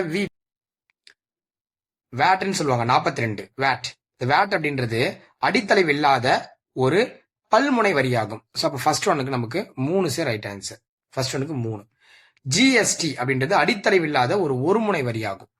விற்பனை வரி வந்து பாத்தீங்கன்னா அடித்தளை இல்லாத ஒரு பல்முனை வரியாகும். இதுல சிஜிஎஸ்டி ஐஜிஎஸ்டி இதை வச்சு லாக் ஆன்சர் பண்ணிருக்கலாம் நீங்க. இந்த ஆப்ஷன் வச்சு ஓரளவுக்கு கெஸ் பண்ணி ஆன்சர் என்ன பண்ணிருக்கலாம் பாருங்க. 3 2 1 2 ஆப்ஷன் இருக்கு, பட் ஆன்சர் சி தான். இது எப்படி சொல்லலாம்னா, சிஜிஎஸ்டி அப்படின்றது மாநிலத்திற்கு உள்ளே நடைபெறுகின்ற விற்பனையில் மத்திய அரசால் வசூலிக்கப்படுவதாகும். சிஜிஎஸ்டி மாநிலத்திற்குள்ளே. ஓகேங்களா, இது ஐன்றது இன்டகிரேட்டர் வார்த்தை வரும்ல, அப்போ மாநிலங்களுக்கு இடையே என்ற வார்த்தை பயன்படுத்திக்கலாம். அப்ப ஆன்சர் வந்து இதுக்கு C is a best answer. C is a best answer. அடுத்து வாங்க 43. இந்திய ரிசர்வ் வங்கியின் பணவியல் கொள்கையின் நோக்கங்கள். இந்திய ரிசர்வ் வங்கியுடைய பணவியல் கொள்கை, மானிட்டரி பாலிசியுடைய நோக்கங்கள் என்ன கேட்டிருக்காங்க பாருங்க. அதாவது பிரைஸ் ஸ்டெபிலிட்டி கரெக்ட் தான், சோசியல் ஜஸ்டிஸ் கரெக்ட் தான், பட் டாக்ஸ் ரேட் வராது. டாக்ஸ் ரேட் அப்படின்றது பிஸ்கல் பாலிசியில் வரக்கூடியது. அப்போ 1 3 ரைட் ஆன்சர். அடுத்து பாருங்க, பணத்தின் மதிப்பு வீழ்ச்சி அடைந்து கொண்டிருக்கும் ஒரு மாநிலம், அதாவது விலைகள் உயர்கின்றன. ஒன்னும் இல்ல, பணத்தின் மதிப்பு வீழ்ச்சி அடையும், விலைவாசி உயரும். இதுக்கு பேரு தான் இன்ஃபிளேஷன், பண வீக்கம்னு சொல்லுவாங்க. இதுக்கு பேர் தானே சொல்லுவாங்க, இன்ஃபிளேஷன் சொல்லுவாங்க. விலை குறைவதால் வாங்கும் சக்தி அதிகரிக்கிறது. விலை குறைஞ்சிச்சுன்னா மக்கள் போய் நிறைய பொருள் வாங்குவாங்க. இது நேர்மறையானது, கரெக்ட். பொருட்களின் அதாவது குறைஞ்சிச்சுன்னா வாங்குவாங்க, இப்போ வந்து மைனஸ் ஆச்சுன்னா பிளஸ் அப்படின்ற மாதிரி நேர்மறையானது, கரெக்ட் தான். பொருட்களின் உற்பத்தி குறைந்து விலை அதிகரிப்பதால் வாங்கும் திறன் பாதிக்கப்படுகிறதுன்றாங்க. பொருளுடைய உற்பத்தி திறன் வந்து குறைஞ்சு விலை அதிகரிக்கப்படுவதா, விலை அதிகமா போச்சு யாரும் வாங்க மாட்டாங்க. பட் இது கரெக்ட் தான். பட் ஆனா இவங்க இது கரெக்டா விளக்குதா அப்படின்னு கேட்டா ரெண்டுமே கரெக்ட், ஆனா விளக்கல. ஓகேங்களா, அதுதான் ரைட் ஆன்சர். விளக்கல அப்படின்றது தான் நமக்கு சரியான ஆன்சர். கரெக்டா விளக்குதா சார் கேட்டா விளக்கலம்மா. ஓகேவா, சோ இது வந்து நம்ம ஆன்சர் கீழே வந்து நம்ம விளக்குதுன்ற மாதிரி மார்க் பண்ணி கொடுத்துருப்பாங்க உங்களுக்கு, பட் இது விளக்கல. ஓகேங்களா, அதுதான் ரைட்டான ஆன்சர். பணவீக்கத்தை கட்டுப்படுத்த மைய வங்கி ரொக்க விகிதத்தை என்ன பண்ணணும், ரொக்க இருப்பு விகிதம், சிஆர்ஆர்னு சொல்லுவாங்க, கேஷ் ரிசர்வ் ரேஷியோன்னு சொல்லுவாங்க. இதை என்ன பண்ணணும், இன்க்ரீஸ் பண்ணணும், அதிகரிக்கணும். ஆன்சர் வந்து ஏசி ரைட் ஆன்சர். ராணுவ மற்றும் பொது கடனுக்கான வட்டி செலுத்துதல் டேஷ் ஆகும் சொல்லுவாங்க. இது ராணுவம் மற்றும் பொது கடனுக்கு, ராணுவத்திற்கு அல்லது பொது கடன்களுக்கு நம்ம வந்து பார்த்தா வட்டி செலுத்துறது வந்து பார்த்தா வளர்ச்சியற்ற செலவுன்னு சொல்லுவாங்க. இந்த வார்த்தை ரொம்ப முக்கியம், வளர்ச்சியற்ற செலவு. ஓகேங்களா, அடுத்து பாருங்க. கீன்ஸின் கருத்தின்படி நிதி கொள்கை இதனை நோக்கமாக கொண்டது. அதாவது பிஸ்கல் பாலிசி. பிஸ்கல் பாலிசி எதை நோக்கமாக கொண்டது, விலைகளை நிலைப்படுத்துதல். விலைகளை நிலைப்படுத்துதல் வரும். வளர்ச்சி விகிதத்தை நிலைப்படுத்துதல், வேலை வாய்ப்பை நிலைப்படுத்துதல் அப்படின்றாங்க. கீன்ஸுடைய கருத்தின் அடிப்படையில் பார்க்கும்போது வளர்ச்சி விகிதத்தை நிலைப்படுத்தணும் தான் கீன்ஸ் சொன்னாரு. மற்றபடி வேற எதுவும் சொல்லியிருக்க மாட்டார் கீன்ஸ். ஆன்சர் வந்து டெல்லிஸ் ரைட் ஆன்சர். ஓகேங்களா, இதான் சொல்லியிருப்பாரு. இந்த விலை நிலைப்படுத்துதல் மற்றும் வேலை வாய்ப்பு நிலைப்படுத்துதல் பத்தி நிதி கொள்கை இதன் நோக்கம். கீன்ஸின் கருத்தின்படி நிதி கொள்கை இதுதான். வளர்ச்சி விகிதத்தை மத்தபடி வரும், வேலை வாய்ப்பு நிலைப்படுத்துதல் இருக்கும். பட் கீன்ஸின் கருத்தின்படி ஆன்சர் வந்து 2 மட்டும்தாமா. நிதி பொறுப்பு மற்றும் வரவு செலவு மேலாண்மை சட்டம். ஓகே, நிதி பொறுப்பு மற்றும் வரவு செலவு மேலாண்மை சட்டம். The first fiscal responsibility and budget மேனேஜ்மெண்ட்னு சொல்லுவாங்க. இந்த ஆக்ட் எப்படின்றத கேள்வி. ஓகேங்களா, ஃபர்ஸ்ட் பிஸ்கல் ரெஸ்பான்சிபிலிட்டி அண்ட் பட்ஜெட்மெண்ட் மேனேஜ்மெண்ட் ஆக்ட் எப்படின்னா ஜனவரி 17, 2000 2000 கொண்டு வரப்பட்ட ஒரு ஆக்டுமா இது. இந்த ஆக்ட் வந்து பாத்தீங்கன்னா அதாவது ஃபெர்ம் அப்படின்வாங்க, ஃபெர்ம் அப்படின்ற ஒரு ஆக்ட்னு சொல்லுவாங்க. இது ஜனவரி 17, 2000 கொண்டு வரப்பட்ட ஒரு ஆக்ட். 50வது கேள்வி, 1947 முதல் மத்திய பட்ஜெட் தாக்கல் செய்தவர் யாருன்னு கேக்குறாங்க. யார் அப்படின்னா நம்ம தலைவர் ஆர்.கே. சண்முக ரெட்டி செட்டி அப்படின்னு எடுத்துக்கலாம். இந்திய அரசாங்கத்தின் வரவு செலவு திட்டத்தில் முன்வைக்கப்பட்ட வரிசையில பின்வருவற்றை ஒழுங்குபடுத்துன்னு சொல்றாங்க. ஃபர்ஸ்ட் நமக்கு என்ன வச்சிருப்பாங்கன்னா பட்ஜெட்ல ஃபர்ஸ்ட் என்ன சொல்லியிருப்பாங்கன்னா வரவின் வருவாய் இதுதான் ஃபர்ஸ்ட் சொல்லியிருப்பாங்க. அப்புறம் மூலதன வருவாய் 2வது சொல்லியிருப்பாங்க. ஓகேங்களா, ஃபர்ஸ்ட் வரவின் வருவாய் ஃபர்ஸ்ட் 3, அதுக்கப்புறம் 2வது சொல்லியிருப்பாங்க. அதுக்கப்புறம் மொத்த வருவாய் சொல்லியிருப்பாங்க 3வது. இது வந்து 3வது மொத்த வருவாய், 2வது 3, அதுக்கப்புறம் 4 மொத்த செலவு சொல்லியிருப்பாங்க. அப்படி அரேஞ்ச் பண்ணும்போது நமக்கு 2 1 3 1 2 4 வரும். இதுதான் ஆன்சர். இது வந்து நமக்கு 12th புக்ல இருந்து நான் இந்த கொஸ்டின் எடுத்தோமா. இந்த கொஸ்டின் வந்து 12th புக்ல இருந்து எடுத்திருக்கேன். ஓகேங்களா, 12th புக் கொஸ்டின். ஓகேவா, நோட் பண்ணிக்கோங்க. நிதி கொள்கையின் நோக்கங்களான நிதி கொள்கை நோக்கங்கள் என்னென்ன இருக்கு அப்படின்னு பாத்தீங்கன்னா இது பள்ளி பாட புத்தகத்திலே இருக்கு. இது நிதி கொள்கை நோக்கங்கள் நல்லா புரிஞ்சுக்கணும். அதாவது மூலதன உருவாக்கம் கரெக்ட் தான், நிதிக்குழு நோக்கம் தான். சமமான பகிர்வுன்னு ஒரு வார்த்தை வரும், சமமான வட்டார வளர்ச்சி, ரெண்டுமே பள்ளி பாடத்துல அப்படியே இருக்கும். வேலை வாய்ப்பின்மை கிடையாது, வேலை வாய்ப்பை உருவாக்கணும்னு சொல்லியிருப்பாங்க. அப்ப 3 வரக்கூடாது ஆன்சரா. ஆன்சர் வந்து நமக்கு பாம்பே. அடுத்து பாரு, வரிசாரா வருவாயின் ஆதாரங்களான வணிக வருவாய் மற்றும் பொதுத்துறை மேற்பார்வை வருவாய். இது வரிசாரா வருவாய், வரியில வராது. ஓகேங்களா, வரியில வராது. இது ஆக்சுவலி வருமான வரி வரும், நிறுவன வரி வந்துடும், மரண வரி, கலால் வரி எல்லாம் வந்துடும். வணிக வருவாய் மற்றும் பொதுத்துறை மேற்பார்வை வருவாய்னா ஒரு பொது கம்பெனில இருந்து வரக்கூடிய ரெவன்யூ. சோ அது வராது இல்ல. ஆன்சர் வந்து நமக்கு ஏசி ரைட் ஆன்சர். பின் வருவனவற்றில் எது நிதி கொள்கையின் கருவி அல்ல. ஓகேங்களா, பிஸ்கல் பாலிசியோடைய இன்ஸ்ட்ருமெண்ட் அல்லன்னு கேக்குறாங்க. இப்ப நம்ம பள்ளி பாடத்துல படிச்சு வச்சிருப்போம் என்னன்னா நிதி கொள்கைனா டாக்ஸ் வரும், டாக்ஸ் ரேட் வரும், பொது கடன் வரும், வரவு செலவு. ஆனா பேங்க் ரேட் வராது. நடத்தினா பேங்க் ரேட் இதுக்கு வராது. ஓகேங்களா, பேங்க் ரேட் வந்து இதுக்கு வராது. ஓகேங்களா, பேங்க் ரேட் இதுக்கு வராது. ஸோ ஆன்சர் வந்து நமக்கு D is right answer. Bank rate இதுக்கு வராது. அடுத்து 15 பாரு, வரி வருவாய். ஓகேங்களா, வரி வருவாய், வரி அல்லாத வருவாய், மூலதன ரசீதுகள் அப்படின்னு கொடுத்திருக்காங்க. வரி வருவாய் அப்படின்னா என்ன சார் அப்படின்னா வருமானம் மற்றும் செலவின் மீது போடப்படக்கூடிய வரிகள் தான் வரி வருவாய். வரி அல்லாத வருவாய் அப்படின்னா நீங்க வந்து வட்டி சீட்டு இது எடுத்துக்கலாம். வட்டி சீட்டு கூட வரி இல்லாத வருவாயில வந்துடும். ஓகேங்களா, வட்டியை கவர்மெண்ட் யாருன்னா கடன் கொடுத்திருப்பாங்க, அவங்க வட்டி சீட்டு ரசீது கொடுத்திருப்பாங்க. மூலதன ரசீதுகள் அப்படின்றது நிகர சந்தை கடன் சொல்லலாம். மூலதன ரசீது வந்து நிகர சந்தை கடன். அப்படி ஆன்சர் பார்க்கும்போது நமக்கு A is right answer. A is right ஆன்சரா இருக்கும். 56 பாருங்க, பற்றாக்குறை நிதியாக்கத்தின் முதன்மை நோக்கம் என்ன? பற்றாக்குறை நிதியாக்கத்தின் முதன்மை நோக்கமே பொருளாதார முன்னேற்றம் தான். பற்றாக்குறை நிதியாக்கத்துடைய முக்கியமான ஒரு நோக்கமா பார்க்கிறோம். இந்தியாவில் தேசிய வருவாய் யாரால் கணக்கிடப்படுகிறது?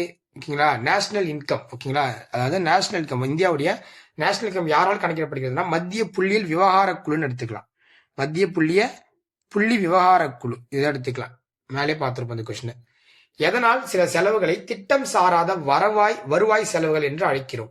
எதனால் சில செலவுகளை திட்டம் சாராத வருவாய் செலவுகள் என்று அழைக்கிறோம் அப்படின்னு நம்ம பார்க்கறோம். அப்படின்னா 5ஆண்டு திட்டத்தில் வராத செலவுகள், 5ஆண்டு திட்டத்தில் என்ன செலவுகள்லாம் வரலையோ அந்த செலவுகள் எல்லாமே நம்ம வந்து திட்டம் 5ஆண்டு திட்டம் தான். அப்ப திட்டம் சாரா வருவாய் செலவுகள் அப்படின்னு நம்ம சொல்றோம். ஓகேங்களா, ஆன்சர் வந்து நமக்கு இதுக்கு பாம்பே ரைட் ஆன்சர். இது ஒரு டிஎன்பிசி PYQ தான். இது மானிய உதவி மாநிலங்களுக்கு வழங்கப்படுவது ஏன்?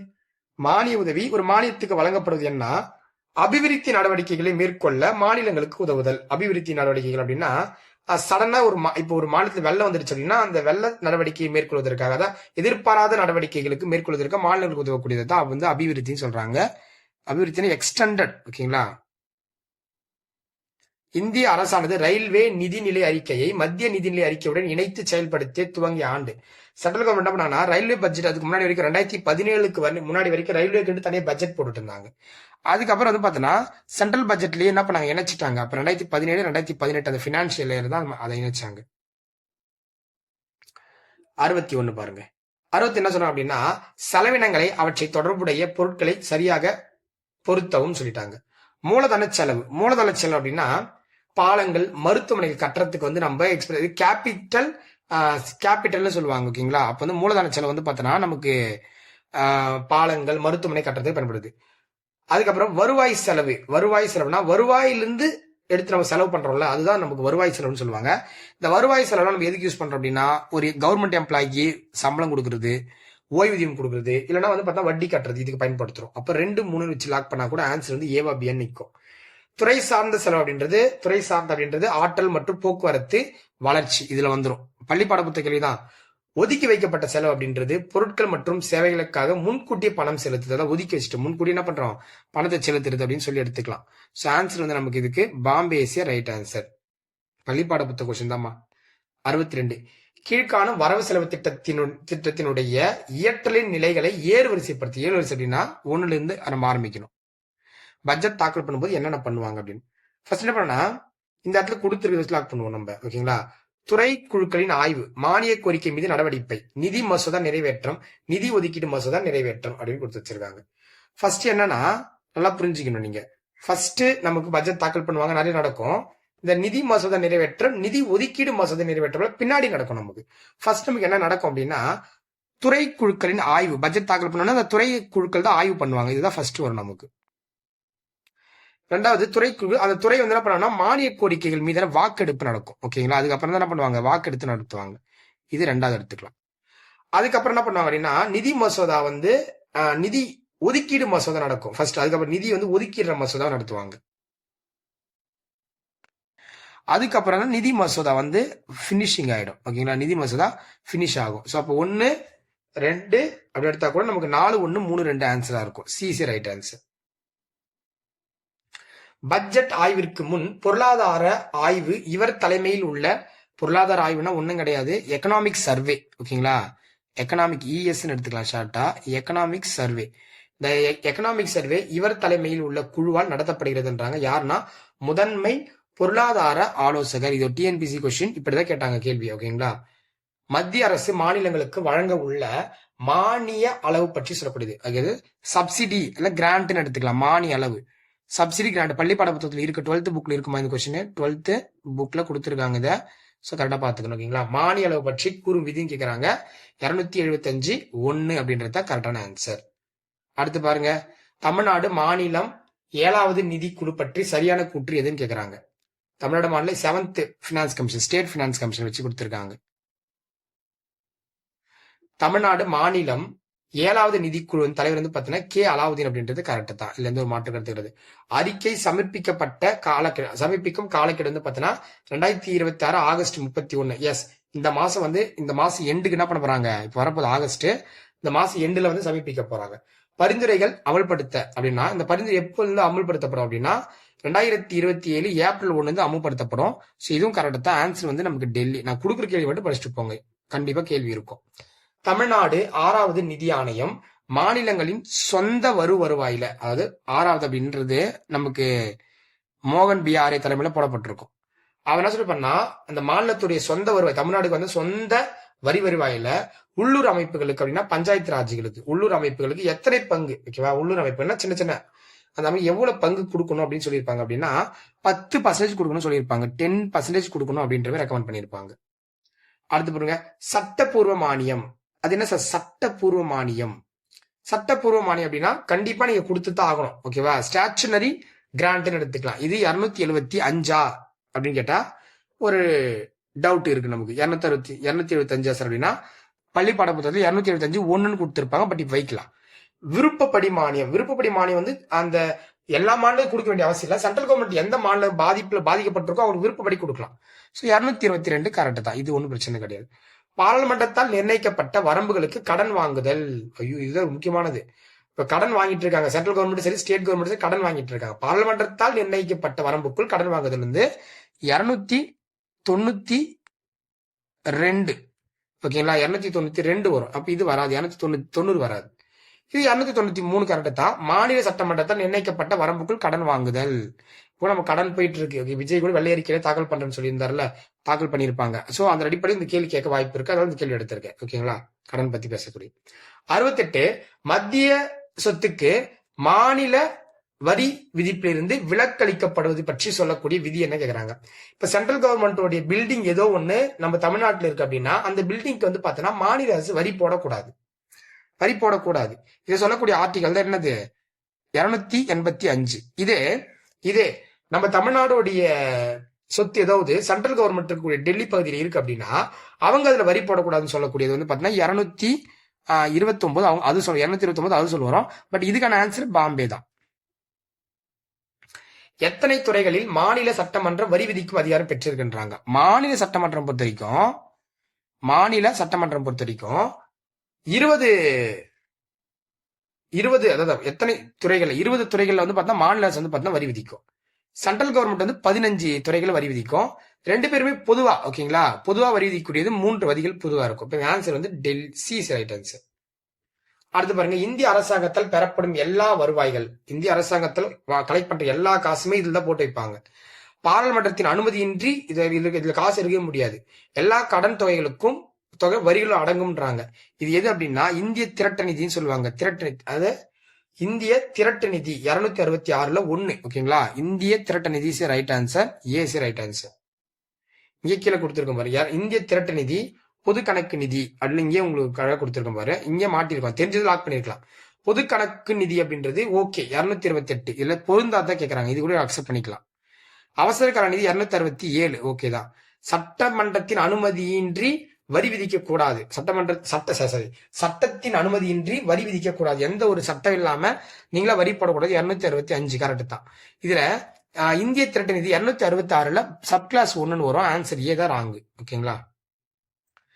72 விதி 274 பற்றி கூறுவது என்ன சொல்றாங்க அப்படின்னா, மாநில வரி விதிப்பில் குடியரசுத் தலைவருடைய பரிந்துரை பத்தி பேசக்கூடியதுதான் 274.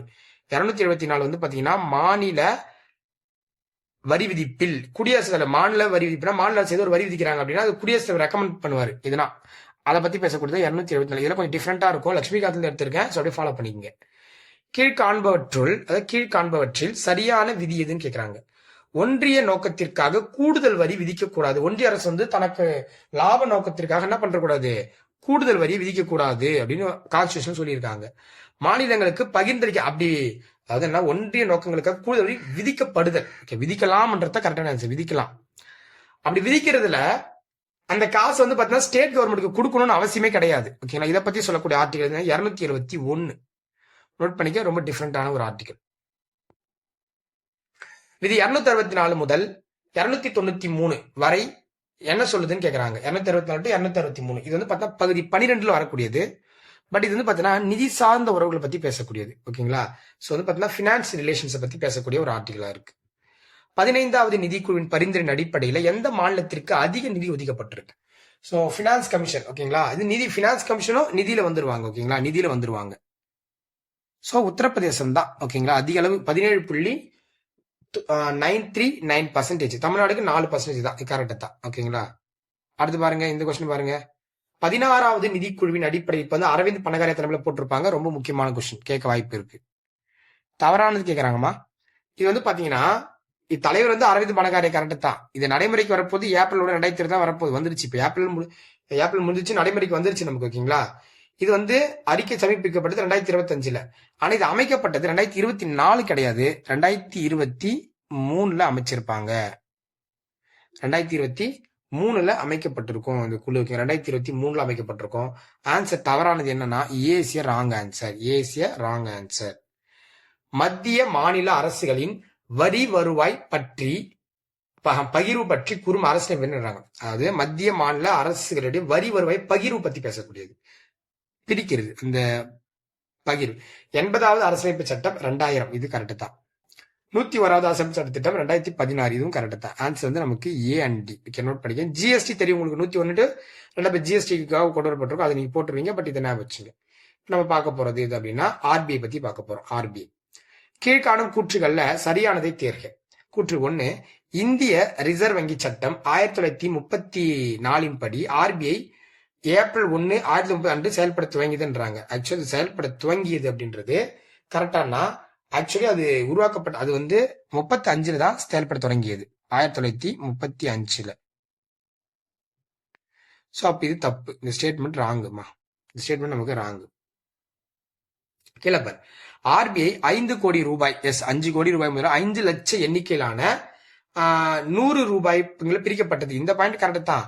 ஆரம்பத்தில் அனைத்து பங்குகளும் அரசே வச்சுட்டுன்னு சொல்றாங்க, கிடையாது, அது வந்து பிரைவேட் தான் வச்சுட்டு இருந்தாங்க. அப்ப இதுல சரியானதுன்னு கேக்குறாங்க, சரியானது ரெண்டுமே கிடையாது. D is right answer. 79 question already discuss பண்ணிருப்போம், நீங்க நோட் பண்ணிக்கங்க. இந்திய ரிசர்வ் வங்கியின் குறைந்தபட்ச இருப்பு. இந்திய ரிசர்வ் வங்கியில ஒரு பேங்க் வந்து எவ்வளவு வைக்க குறைந்தபட்சமா இருப்பு வைக்கலாம் அப்படின்னா 200 கோடி. அவற்றை குறைந்தபட்சம் 115 கோடி தங்கம். 200 கோடி நீங்க என்ன பண்ணிக்கலாம், இருப்பு வச்சுக்கலாம். குறைந்தபட்சம் 115 கோடி தங்கமா வச்சுக்கலாம்.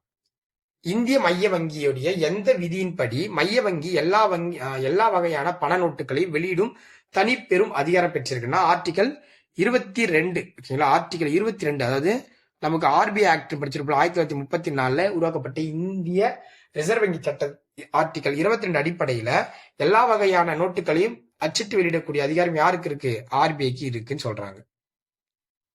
அடுத்து பாருங்க, பின்வரும் கூற்றுகளை ஆராய்ந்து சரியானதை தேர்க. இந்தியாவில் பண மதிப்பிழப்பு நவம்பர் 8, 2014 நடைபெற்றது. கரெக்ட் தான். பண மதிப்பிழப்பின் போது ரிசர்வ் வங்கி கவர்னராக இருந்தவர் ரகுராம் ராஜன் செயல்பட்டார்னு சொல்றாங்க. ரகுராம் ராஜன் அவர்களா இருந்திருப்பார் அப்படின்னு கேட்டீங்கன்னா நல்லா யோசிச்சு ஆன்சர் பண்ண. ரகுராம் ராஜன் இருந்திருப்பாருன்னு கேட்டா கிடையாது. 2016 வந்து வேற ஒருத்தர் தான் இருந்திருப்பாரு. இவர் இருந்திருக்க டெஃபினட்டா வாய்ப்பே கிடையாது. உர்ஜித் தான் இருந்திருப்பாரு, உர்ஜித் சிங் பட்டர் தான் இருந்திருப்பாரு. இவர் வாய்ப்பு இல்லை. ஓகேங்களா, பண மதிப்பிழப்பிற்கு பிறகு ரூபாய் 500 மற்றும் 2000 நோட்டுகள் அறிமுகப்படுத்தப்பட்டது.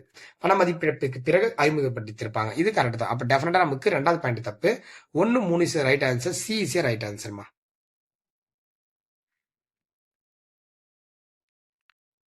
82. இந்திய ரிசர்வ் வங்கி கடைநிலை கடன் ஈவோன் என்று அழைக்கப்படுகிறது. ஆமா, கடைசி நிலை பள்ளிப்பாட புத்தகத்தில் அப்படியே இருக்கும். கடைநிலை கடன் ஈவோன். வணிக வங்கிகள் தீர்க்க முடியாத நிதி சிக்கலை ஏற்படும் போது அச்சிக்கலிருந்து மீள்வதற்கு கடன் அளித்து இது உலகுதுன்னு சொல்றாங்க. ரெண்டுமே கரெக்ட். இது விளக்குதா குரு சார்னு கேட்டா 100% விளக்குதுமா. ஓகேங்களா, நான் புதுசா பார்த்துட்டு இருக்கவங்க மறக்காம சேனலை சப்ஸ்கிரைப் பண்ணிக்கோங்க. ஓகேங்களா, இந்திய ரிசர்வ் வங்கி உலக வங்கியால் வழங்கப்படும் 2025 ஆண்டிற்கான டிஜிட்டல் டிரான்ஸ்பர்மேஷன் அவார்டு 2000 பெற்றது. ஆக்சுவலி மும்பையில் இருக்கக்கூடிய ஒரு வங்கி தான் கொடுத்திருப்பாங்க, உலக வங்கி கிடையாது. இது ஃபர்ஸ்ட் ஸ்டேட்மெண்ட் தப்பு. பிரவாக் மற்றும் சர்தி அப்படின்னு சொல்றாங்க, இல்ல சர்தி அப்படின்னு எடுத்துக்கலாம். ஆகிய டிஜிட்டல் தொழில்நுட்பங்களை உள்நாட்டிலே உருவாக்கியதற்காக இவ்விருது வந்து வழங்கப்பட்டது. இது கரெக்ட் தான். பிரவாக் மற்றும் சர்தி அமைப்புகள் காகித பயன்பாட்டை குறைக்கும் செயல்திறனை மேம்படுத்தவும் டிஜிட்டல் நிர்வாகத்தை ஊக்குவிக்கவும் உருவாக்கப்பட்டதுன்றாங்க. இதுவும் கரெக்ட் தான். அப்போ 2, 3 கரெக்டா இருக்கு. ஆன்சர் வந்து நமக்கு பாம்பேஸ் ரைட் ஆன்சர். அடுத்து பாருங்க 84. தற்போதைய ரிசர்வ் வங்கி ஆளுநர் பற்றி கூற்றுகளை ஆராய்க. ரிசர்வ் வங்கி ஆளுநர். ஓகேங்களா, ஆளுநர். இப்ப ரிசர்வ் வங்கி யாருன்றாங்க, இந்த ரிசர்வ் வங்கி 27வது ஆளுநராக சஞ்சீவ் மல்ஹோத்ரா அவர்கள் இருக்கிறார்னு கொடுத்திருக்காங்க. 27வது கிடையாது, அவர் 26வது ஆளுநரா சஞ்சீவ் மல்ஹோத்ரா, 27 கிடையாது. ஓகேங்களா, இவர் வந்து 1990ஆம் ஆண்டு மத்திய பிரதேசத்தை சார்ந்தவன்னு கொடுத்திருக்காங்க. ஆக்சுவலி மத்திய பிரதேசம் பிரிவை சார்ந்த நிர்வாகி, மத்திய பிரதேசம் கிடையாது, அவர் வந்து ராஜஸ்தான். ஓகேங்களா, ராஜஸ்தான் இங்கிலீஷ்ல ராஜஸ்தான். இவரோட பதவி காலம் 33 ஆண்டுகளுக்கு மேலாக நீடிக்கிறது. ஆமா, இப்ப 33 வருஷம் மேல ஒர்க் பண்ணிட்டு இருக்காரு. இவர் நிதி, வரி விதிப்பு மற்றும் மின்சாரம் மற்றும் தகவல் தொழில்நுட்பம், சுரங்கம் உள்ளிட்ட பல துறைகள்ல குறிப்பிடத்தக்க பதவிகளை இவர் இப்ப வந்து வகிச்சிட்டு இருக்காரு அப்படின்னு சொல்றாங்க. சரி, ஓகே. இப்ப இதுக்கான ஆன்சர் மட்டும் பாத்துக்கலாம். இதுல வந்து தவறானது 1, 2 மட்டும் தப்பா இருக்குமா. அப்போ ஆன்சர் வந்து பாம்பேஸ் ரைட் ஆன்சர். 85 வாங்க. 85 பாருங்கன்னா மகாராஷ்டிரா நாசிக் தான், மைசூர் கர்நாடகா, மேற்கு வங்காளம் தேவாஸ்ன்றாங்க, மத்திய பிரதேசம் அப்படி மாறி வந்திருக்கு. ஆக்சுவலி 1, 2 நமக்கு கரெக்டா இருக்கு. மகாராஷ்டிரா நாசிக், கர்நாடகா மைசூர். இல்ல சரியான இணைகள் 2 இணைகள் நமக்கு சரியா இருக்குமா? 2 இணைகள். ஓகேங்களா? அடுத்து வாங்க 86. இந்திய ரிசர்வ் வங்கி பற்றிய கூற்றுகளை ஆராய்க. ஆர்பிஐயின் இந்திய அரசாங்கத்திற்கு பணக்கடன் வழங்கலாம். ஆர்பிஐ வந்து பார்த்தீங்கன்னா நம்ம கவர்மெண்ட்டுக்கு காசு கொடுப்பாங்க. ஆர்பிஐ மாநில அரசுக்கு பணக்கடன் வழங்கலாம். ஆமா வழங்கலாமே, அதுல என்ன இஷ்யூ இருக்கு? ஒண்ணும் கிடையாது. ஆர்பிஐ தற்காலிக நெருக்கடியில் உள்ள வங்கிகளுக்கு ஆமா வழங்கலாம், இதுவும் கரெக்ட் தான். ஆர்பிஐ வர்த்தக மற்றும் தொழில் அமைப்புகளுக்கு பிற ஆதாரங்களில் இருந்து கடன் பெற முடியாத போது பணக்கடன் வழங்கலாம்ன்றாங்க. ஆமா, அவங்ககிட்ட எந்த ஒரு சோர்சஸ் இல்ல, அதுவும் பண்ணலாம். ஸோ ஆன்சர் 4 கூட்டுகளுமே நமக்கு சரியா தான் இருக்கு. ஓகேங்களா? 1843ஆம் ஆண்டு ஆங்கிலேய தமிழ்நாட்டில் ஆரம்பிக்கப்பட்ட முதல் நவீன வங்கின்னு கேக்குறாங்க. எது சார் முதல் நவீன வங்கி அப்படின்னா 1943 உருவாக்கப்பட்ட முதல் நவீன வங்கி. சோ மெட்ராஸ் வங்கி தான் உருவாக்கப்பட்டிருக்கும். 88வது கொஸ்டின். வணிக வங்கியிடமிருந்து வாங்கும் கடனுக்காக ஆர்பிஐ கொடுக்க விரும்பும் வட்டி விகிதத்தை சொல்லுவாங்க அப்படின்னா மீல் ரெப்போ ரேட்னு சொல்லுவாங்க. Yes, meal repo rate. ஓகேங்களா? மீல் ரெப்போ ரேட், இந்த வார்த்தை ரொம்ப முக்கியம். ரெப்போ விகிதம் அதிகரிப்பதன் மூலம் கடன் வாங்குவதற்கான செலவை அதிகப்படுத்தி கடன் வாங்குவதை குறைக்கலாம். இதுவும் கரெக்ட் தான், இதுல எந்த மாற்று கருத்து கிடையாது. பாயிண்ட். பணவீக்கத்தை கட்டுப்படுத்தும் கருவியாக ரெப்போ விகிதம் உள்ளதுன்னு சொல்றாங்க. இதுவும் கரெக்ட் தான். ஓகேவா? அதே மாதிரி பாரு, குறைந்த மீள் ரெப்போ விகிதம் பணவீக்கத்தை குறைக்குதுன்றாங்க. குறைக்காது, அது வந்து அதிகரிச்சு விட்டுரும். ஓகேங்களா? ஆன்சர் வந்து நமக்கு ஏசி ரைட் ஆன்சர். கீழ்கண்டவற்றில் ரிசர்வ் வங்கி மேற்கொள்ளும் பணிகள் யாவைன்றாங்க. ஆர்பிஐ சிலபஸ்ல இருக்கு, சோ நான் வச்சுங்க. Issue the currency, yes correct தான். Control the exchange rate, yes இதுவும் கரெக்ட் தான். பணத்தின் நல்லத்தன்மை கொஞ்சம் டவுட் தான். But control of commercial bank, வணிக வங்கியை கட்டுப்படுத்தி, இதுவும் கரெக்ட் தான். ஸோ அப்போ இதுக்கு எக்ஸாக்ட் என்ன சார் வரும் அப்படின்னா, நமக்கு பணத்தின் நடுநிலைமைத்தன்மை, நியூட்ரலைசேஷன் ஆஃப் மணி அப்படின்றது பணவியல் கொள்கையில் வந்துடும் நமக்கு. ஸோ ஆர்பிஐக்கு வராது. 1, 2, 4 is right answer. C is right answer. 90 question பாருங்க. இந்திய ரிசர்வ் வங்கி தொடர்பான கூற்றுகளை ஆராய்க. சரியானதை தேர்வு செய்க அப்படின்னு கொடுத்திருக்காங்க. சரியானதை தேர்வு செய்க அப்படின்னு கொடுத்திருக்காங்க. சரி, ஓகே. இந்திய அரசாங்கம் ரிசர்வ் வங்கி பிராக்கெட்ல பொது உடைமை மாற்றுதல் சட்டம் 1948 நிறைவேற்றியது. மேலும் தனியார் பங்குகளுக்கு சரியான இழப்பீட்டுத் தொகையை வழங்கி ரிசர்வ் வங்கி அரசுரிமையாக்கப்பட்டது என்றாங்க. அந்த பாயிண்ட் கரெக்ட் தான். அப்போது இதுல 3 துறைகள் மட்டுமே இருந்துச்சு, அதுவும் கரெக்ட் தான். இந்திய ரிசர்வ் வங்கி 1947 வரை பர்மா நாட்டிற்கும் ஜூன் 48 வரை பாகிஸ்தான் நாட்டிற்கும் மைய வங்கியா இருக்குன்றாங்க. சுதந்திரம் அடைஞ்ச வரைக்கும் பர்மா நாட்டிற்கும், அதுக்கப்புறம் பாகிஸ்தான் நாட்டு வரைக்கும் மைய வங்கி. இதுவும் கரெக்ட் தான். ஓகேங்களா? 90க்கு 3மே கரெக்டா தான் இருக்கு. அனைத்தும் சரி right answer. D is right answer. பொதுத்துறை வங்கிகளின் லாபத்தினை மதிப்பீடு செய்வதற்கு அமைக்கப்பட்ட குழு நரசிம்ம கமிஷன். ஓகேங்களா? இது வந்து 1991 அமைக்கப்பட்ட ஒரு குழு. ஓகேங்களா? இந்திய ரிசர்வ் வங்கி மகாத்மா காந்தி உருவம் பதித்த 200 ரூபாய், ஓகேங்களா, 200 ரூபாய் காகித பணத்தை RBI governor dash Urjit Singh பற்றி கையொப்பத்துடன் எப்போது வந்து வெளியிடப்பட்டதுன்றாங்க. எப்போது வெளியிடப்பட்டது? 92 பாத்தீங்கன்னா அது வந்து ஆகஸ்ட் 25ஆம் தேதி வெளியிடப்பட்டுச்சு. ஆகஸ்ட் 25, 2017. ஓகேங்களா? ரிசர்வ் வங்கி ரூபாய் நோட்டு அச்சிட்டு வெளியிடுவதில் டேஷ் முறை பின்பற்றுகிறது அப்படின்னா குறைந்தபட்ச இருப்பு அப்படின்னு சொல்லக்கூடாங்க. குறைந்தபட்ச இருப்பு அப்படின்ற அந்த மெத்தடை தான் என்ன பண்றாங்க, ஃபாலோ பண்றாங்க. இந்திய ரிசர்வ் வங்கியின் பணம் சாராத பணிகள் யாவைன்றாங்க. பணம் சாராத, இந்திய ரிசர்வ் வங்கியின் பணம் சாராத பணிகள். வங்கி கடனை கட்டுப்படுத்த கண்ட்ரோல் த பேங்க் ரேட். அடுத்தது வந்து control the foreign exchanges operation. அதுக்கப்புறம் லைசன்சிங் ஆஃப் பேங்க். அதுக்கப்புறம் deposit the insurance of scheme அப்படின்றாங்க. இதுல எது சார் வரும் அப்படின்னா பணம் சாராத பணிகள் சொல்றாங்க. இதுல லைசன்ஸ் வந்து பணம் சார்ந்த விஷயமா கிடையாது. பாரு, லைசன்ஸ் வந்து பணம் சார்ந்த விஷயம் கிடையாது. சரி, மேல வரும் லைசன்ஸ். அதுக்கப்புறம் ஸ்கீம், இங்க பாரு, இது வந்து இன்சூரன்ஸும் வராது, லைசன்ஸும் நமக்கு வராது. சோ மத்ததெல்லாம் நம்ம எடுத்துக்கலாம். இதெல்லாம் வந்து பார்த்தா பணம் சாராத பணிகளாக வரும். பணம் சாராத பணிகள் தான் கேட்கறாங்க. இப்போ 3, 4 ரைட் ஆன்சர். ஓகேங்களா? இதெல்லாம் பணம் சார்ந்த பணிகள் இதெல்லாம். ஓகேவா? 95 இந்திய ரிசர்வ் வங்கியின் நாட்டின் பொருளாதார பண வளங்களை கட்டுப்படுத்துகிறதுன்னு சொல்றாங்க. அதாவது control the supply of money in a economy. Yes, அது வந்து பார்த்தோன்னா கண்ட்ரோல் பண்ணுது சப்ளை ஆஃப் மணி பொருளாதாரத்துல. அதுக்கப்புறம் stabilise the exchange rate and control the inflation. அந்நிய செலவாணி பரிவர்த்தனை விகிதத்தை நிலைப்படுத்தவும் பணவீக்கத்தை கட்டுப்படுத்தவும் விரும்புதுன்றாங்க. Actually reserve bank of India வந்து பாத்தீங்கன்னா இதை பண்ணுவாங்க அப்படின்றது கரெக்ட் தான். ஸோ ஆன்சர் வந்து நமக்கு A is correct. RBI is right answer. 96 பாருங்க. இந்திய ரிசர்வ் வங்கி அறிமுகப்படுத்தியுள்ள மைய வங்கியின் மெய்நிகர் மின்னணு பணத்தின் அமைப்புகள், அதாவது ஆங்கிலத்தில் கொடுத்திருப்பாங்க the central bank digital currency. எவ்வாறு அளிக்கப்படுதுன்னு கேக்குறாங்க. இது வந்து அக்கௌண்ட் பேஸ்டா இருக்கும், டோக்கன் பேஸ்டா இருக்கும். அது கிரிப்டோ கரன்சிஸ்ல சொல்லுவாங்கல்ல, ஆர்பிஐ வந்து உருவாக்கியிருப்பாங்க. இதை ரெண்டுமே கரெக்ட் தான். இதுல வந்து சரியானது சி இஸ் ரைட் ஆன்சர். அதுக்கப்புறம் பாருங்க, இந்திய ரிசர்வ் வங்கியின் செயல்பாடுகள். காகித பணம் வெளியிடப்படுதல். காகித பணத்தை இது என்ன பண்றாங்க, வெளியிடுறாங்க, கரெக்ட் தான். அரசின் வங்கியாக செயல்படுதல், எஸ் இதுவும் பண்றாங்க, கரெக்ட் தான். கடன் அளிப்பை நெறிமுறைப்படுத்துறாங்களா அப்படின்னு கேட்டீங்கன்னா, கடன் அளிப்பை நெறிமுறைப்படுத்துறாங்க அப்படின்றது கரெக்ட் தான். ஆன்சர் வந்து நமக்கு டெல்லி ரைட் ஆன்சர்.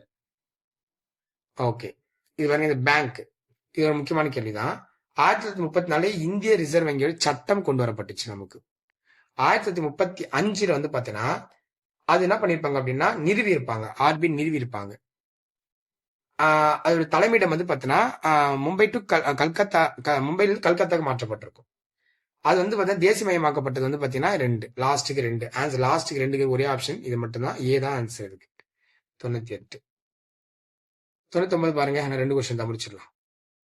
மேக்ஸ் இருக்கு, அடுத்த வீடியோ உங்களுக்கு மேக்ஸ் தனியாக அப்லோட் பண்றேன், ஓகேங்களா. பண மதிப்பிழப்பு நடவடிக்கை தொடர்பான கூற்றுகளை ஆராய்க.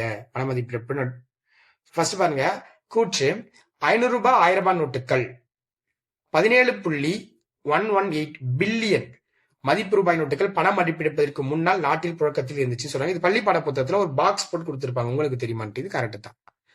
அவை 2203 கோடி ரூபாய் நோட்டு காகிதங்களாக இருந்துச்சு. நாங்க அங்க வந்து காகிதம் வச்சிருக்காங்க, மீது எல்லாம் வந்து பேங்கா இருந்துச்சு, அக்கௌண்ட்ல காசுபலா இருந்துச்சுன்னு சொல்லிட்டாங்க. இதுல வந்து பாத்தீங்கன்னா 98.96% வங்கிகள் திரும்ப பெறப்பட்டுச்சுன்னு சொல்றாங்க, இதுவும் கரெக்ட் தான். 98.96% இதுவும் கரெக்ட் தான். ஆன்சர் வந்து நமக்கு டெல்லி ரைட் ஆன்சர். பின்வருவனவற்றில் எது இந்திய, ஓகேங்களா, பின்வருவற்றில் எது இந்திய ரிசர்வ் வங்கியின் செயல்பாடு அல்லன்னு கேக்குறாங்க. அரசின் வங்கி அது செயல்படுதுன்றது கரெக்ட் தான், அதுல இருந்து ஒரு மாற்று கருத்தும் கிடையாது. அந்நிய செலவாணியத்தின் பாதுகாவலன் அப்படின்றது இதுவும் கரெக்ட் தான். வங்கிகளின் வங்கியா செயல்படுதுன்றது இதுவும் கரெக்ட் தான். பட் பொதுமக்களுக்கு கடன் வழங்காது ஆர்பிஐ, இது வந்து கவர்மெண்ட் தான் கடன் வழங்கும். ஸோ 100 கேள்வி பார்த்துருக்கோம். அடுத்து வந்து உங்களுக்கு மேக்ஸ் மட்டும் சிம்பிளிஃபிகேஷன் இருக்கு. சிம்பிளிஃபிகேஷன் வந்து நான் வந்து உங்களுக்கு தனியா வந்து சால்வ் பண்ணி கொடுத்துறேன், தனி பேஜஸ் போட்டு கேப் விட்டு உங்களுக்கு சால்வ் பண்ணி கொடுத்துறேன், ஓகேங்களா. ஸோ இப்போ இந்த 100 கேள்விக்கான ஆன்சர் முடிஞ்சிருச்சு. இப்போ புதுசா பார்க்கறவங்க மறக்காம சப்ஸ்கிரைப் பண்ணிக்கோங்க. அடுத்தடுத்து நம்ம யூடியூப்ல சேனல்ல வீடியோஸ் வந்துட்டே தான் இருக்கும். நன்றி.